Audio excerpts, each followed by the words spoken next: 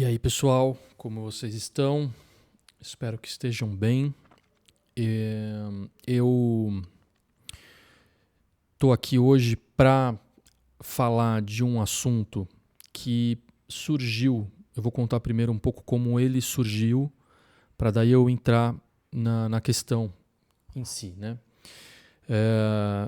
Ele surgiu a partir de uma conversa que eu tive com uma pessoa a respeito de uma situação que essa pessoa estava vivendo em relação à própria terapia dela. E aí ela veio me pedir algum tipo de conselho, alguma ajuda numa reflexão ali a respeito se essa pessoa tinha queria continuar, se fazia sentido ela continuar na terapia que ela estava ou ela mudar de terapeuta. E as perguntas e as questões que ela me colocou ali me provocaram assim uma coisa muito que eu acho que pode ser muito importante e muito útil para as pessoas que não têm tanta familiaridade com o que é uma terapia. Mas mesmo as pessoas que têm, talvez muitas delas não tenham feito ainda uma reflexão sobre isso, que é o seguinte: o que estava acontecendo ali, né? A questão dessa pessoa envolvia um modo de atuar da terapeuta dessa pessoa que era um modo muito específico, que eu vou explicar, e isso estava incomodando essa pessoa. Então, a questão que eu estou querendo trazer hoje, ela não é no sentido de fazer uma crítica a esse modo. Até porque eu não teria condições de saber exatamente o que estava acontecendo, eu teria que falar mais sobre isso com essa pessoa que eu estava conversando. Mas o que ela me disse já me deu um pouco uma base para eu poder entender que tinha ali uma dificuldade de compreensão dessa paciente, né, no caso, sobre quais são os tipos possíveis de terapia e se isso fazia sentido com o que ela estava vivendo e como ela se sentia como pessoa nesse momento e tal. E aí eu fui explicando para ela e tal, e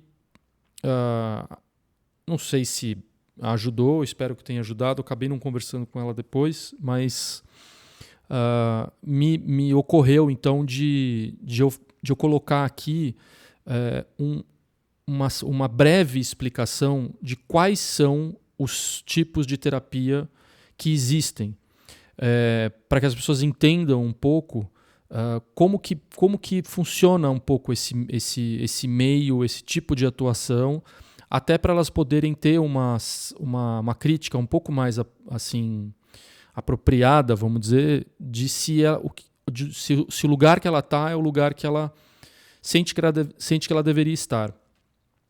Obviamente, eu não vou fazer uma descrição de todas as terapias que existem, né? Então, eu estou fazendo...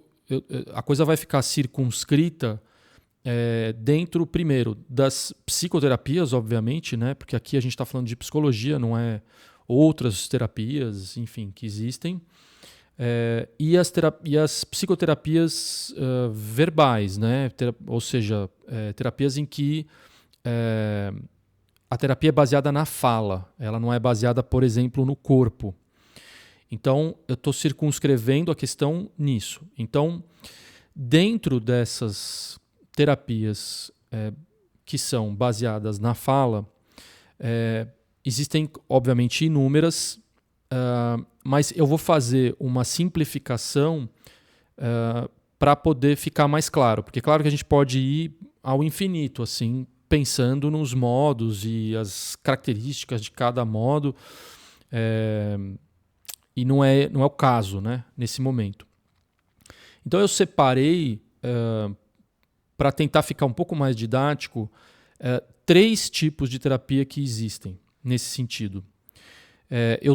Eu mesmo estou dando esse nome, ele não é um nome, vamos dizer, formalmente usado, mas acho que esses nomes eles podem ajudar para que vocês entendam um pouco o que são cada uma delas. Então, são 3, né? Então, a primeira são as terapias que eu vou chamar aqui de substituidoras. O segundo modo de terapia são as terapias acolhedoras. E o terceiro modo são as terapias interpretativas. Cada um desse... É claro que não é preto no branco, né? Você tem uma zona cinzenta entre cada um desses modos. Então você pode ter uma terapia que contém 2 desses modos, ou os 3, ou um só. Vai depender. Mas eu estou, para ser didático, estou fazendo essa separação para ficar mais claro, né? Então eu vou explicar um pouquinho o que é cada um desses modos, e aí depois vocês pensam e veem quais... se a pessoa que está vendo esse vídeo, né? Se você que está vendo esse vídeo já faz terapia, você vê qual que é a sua, você acha que se encaixa mais, né? E aí para você pensar se isso é o que você quer. Enfim, é um pouco para esclarecer, né? Então vamos lá, assim, começar então pela ordem, né, que eu disse, que é primeiro as substituidoras. Eu não estou entrando aqui nas abordagens, não sei se vocês repararam, assim, né? Você está reparando se eu não entrei em abordagem. Não vou falar terapia cognitivo-comportamental, terapia psicanalítica, não vou. Até porque eu não teria condições de fazer uma descrição apurada de cada uma das terapias, né? Porque são cada tipo de terapia é um universo muito específico, assim. Mas dá para fazer um pouco uma certa separação geral. Então, estou me estendendo demais aqui, mas vamos lá então. A primeira terapia, a substituidora, ela... O que o terapeuta faz, né? De novo, estou simplificando, mas o que o terapeuta faz numa terapia substituidora? O nome é exatamente isso, porque o terapeuta ele substitui o paciente, ou seja, as questões que vão ser levantadas ali, elas vão, vamos dizer assim, vão ser resolvidas pelo terapeuta. Então, é uma terapia que, por exemplo, o terapeuta ele vai apresentar respostas, maneiras de atuar, soluções para todos os tipos de problemas que se tem no dia a dia, coisas que estão acontecendo. Vai dar muitas orientações, né? Então você vai assim, encontrar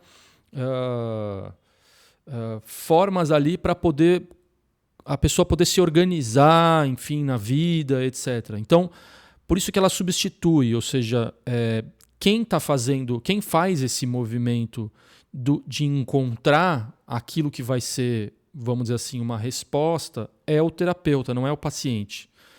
Então, eu não sei como é que por exemplo, eu quero começar a fazer exercício e eu não sei como começar.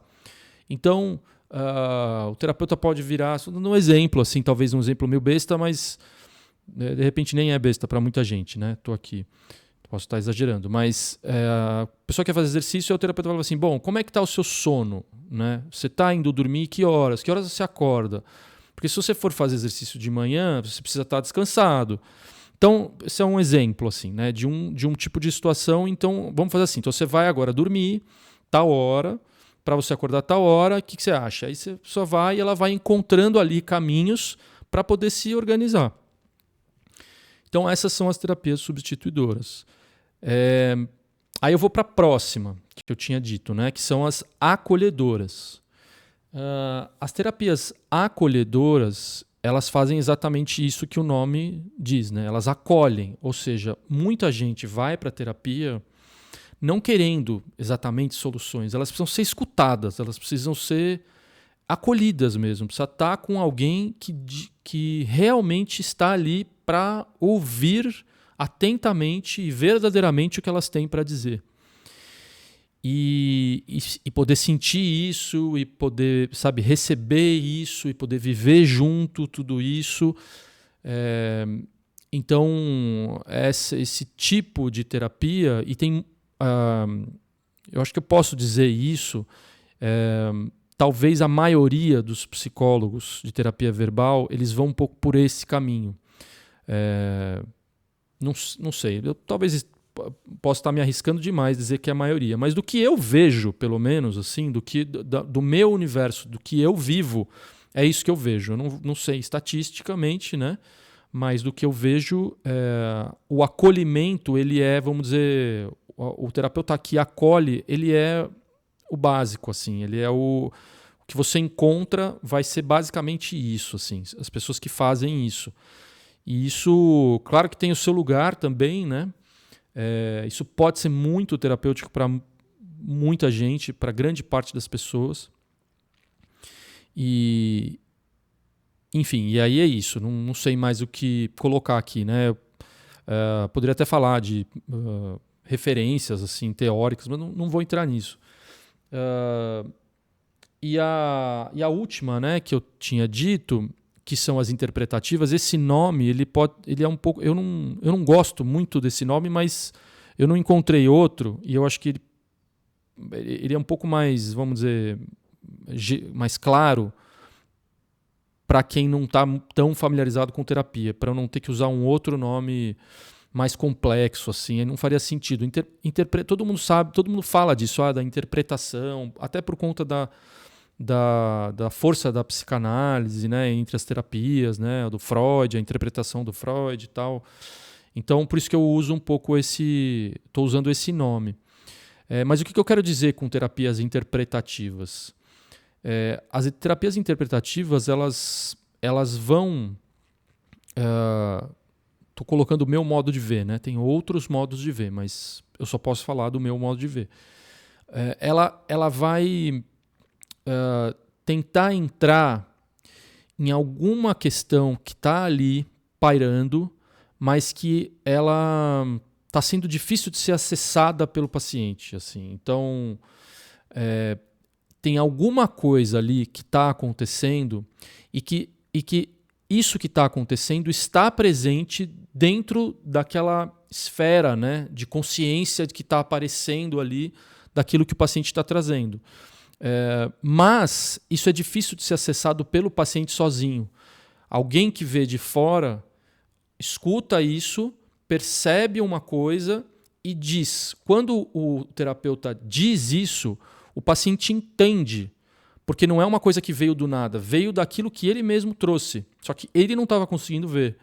Então, quando o terapeuta diz, isso encaixa em alguma coisa que o paciente está vivendo, ele entende isso, e aí, assim, estou simplificando, mas e aí a partir daí ele vai ver o que ele vai fazer com isso, entendeu? Mas eu disse que eu estou simplificando porque não é tão simples assim, porque você tem várias questões que surgem no caminho e que podem ser mais complicadas do que isso. Então, eu vou falar uma, mas é a que me ocorre agora.